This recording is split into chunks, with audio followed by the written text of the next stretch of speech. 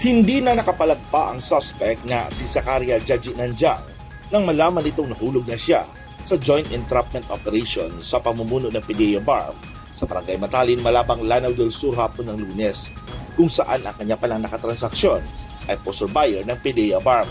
Agad itong pinababa sa kanyang sasakyan at pinusasan. Ayon kay PDEA BARM Regional Director Gil Castro, 1 kilo ng suspected shabu ang inilalako ng suspect. Pero na magkahulihan na at isagawa ang search operation sa kanyang sasakyan, ay tumambad pa ang 4 na malaking bulto na nakabalot sa mga pouch ng cellophane ng isang Chinese tea. Sumatotal, umabot sa 5 kilo ng hininalang shabu ang nakuha sa posisyon ng suspect.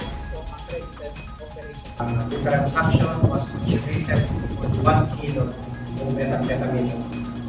After the arrest, it follows the lawful search as an incident to a lawful arrest. At kasama doon sa mga non-drug evidence namin, yung sasakyan na nakumpiska sa amin.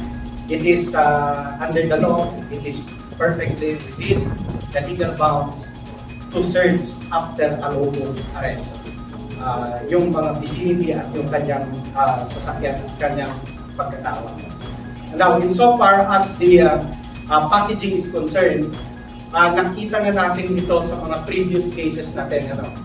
At meron kaming profiling sa aming mga laboratory, kasama sila, na kung saan dinedetermine natin kasama sa at bahagi ng ating backtracking investigation kung sino yung pinanggalingan at saan nanggagaling at paano nakakarating. Sa pulong balitaan kagabi sa PDEA BARM office, iprinisinta ang mga ebidensyang nakuha, maging ang suspect na naaresto. Ikinagalak naman ang bagong talagang Regional Director ng Police Regional Office BAR, Brigadier General Prexy Tanggawon, ang magandang ugnayan sa trabaho ng mga security at intelligence agencies sa rehiyon, kabilang ang NBI, NICA, Highway Patrol Group, Scout Rangers ng Army, Marines at Police Drug Enforcement Group, kasama na ang local at provincial command ng pulisya, na naging susi sa tagumpay ng ganitong kahalintulad na operasyon.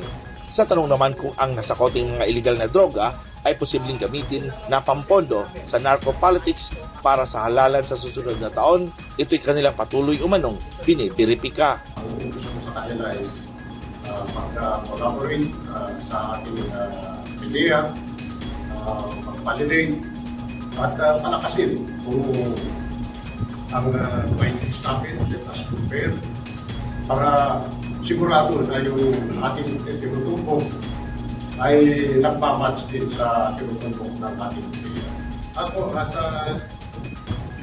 we are still validating.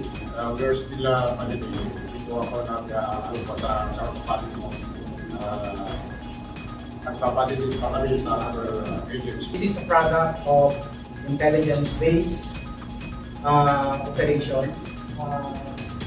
Ito rin yung flagship project ng ating pamahalaan to go after the supply chain of illegal drugs. And when we go after the chain, the supply, alinsunod dito yung mga investigasyon that goes with it.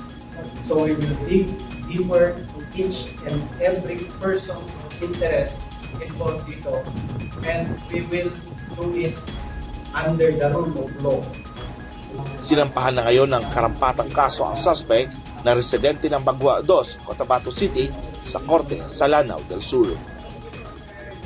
Mula dito sa Cotabato City, ako si Ferdinand Cabrera ng Cotabato News para sa Newsline Philippines. Stay safe!